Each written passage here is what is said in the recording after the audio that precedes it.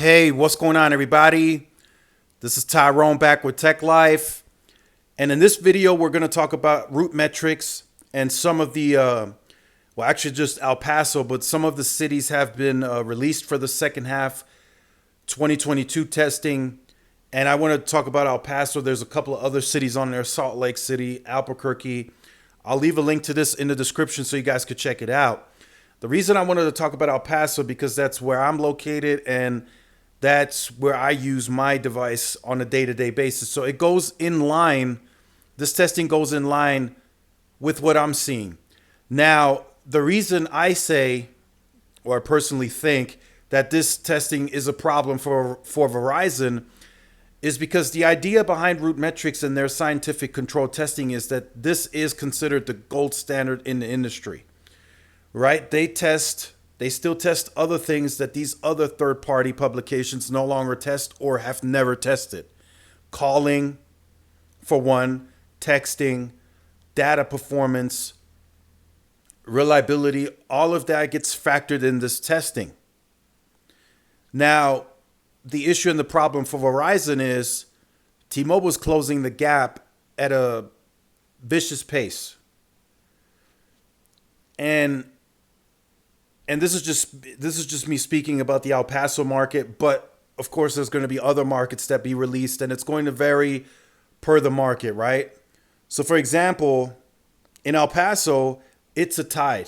It's a tie between them and Verizon, but even though it is a tie, T-Mobile still scored zero point 0.1 better. Now that's not a huge difference.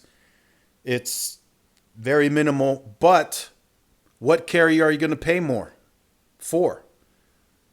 Right? You guys see where I'm going with this? T-Mobile says best network, best value.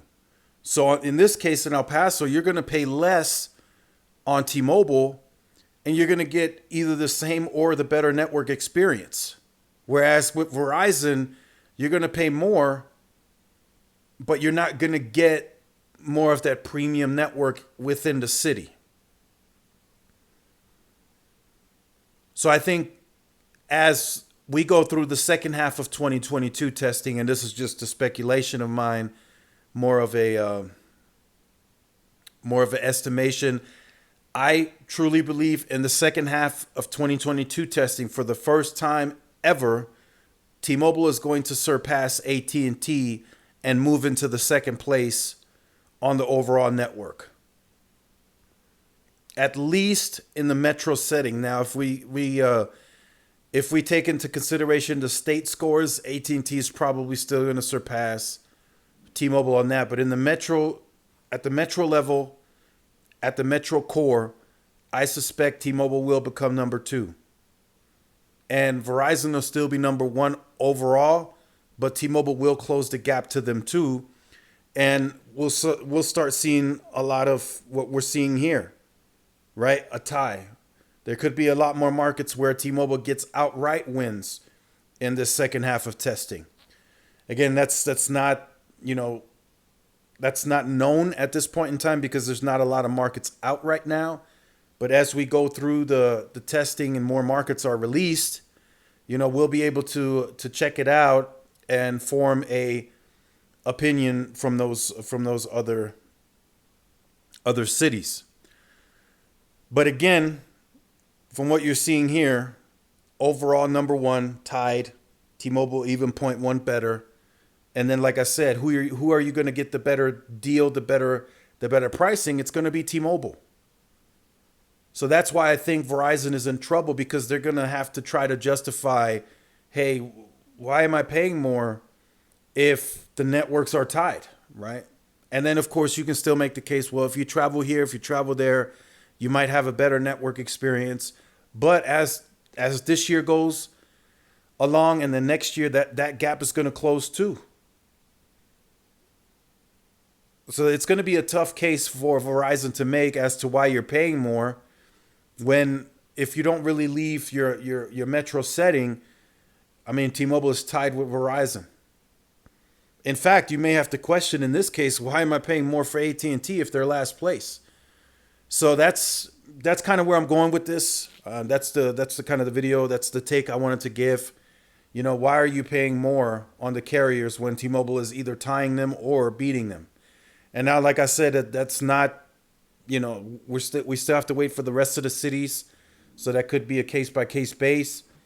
But you have my guess as to who T-Mobile is going to surpass at the metro level and who they're going to make a pretty big gain on, because they are investing.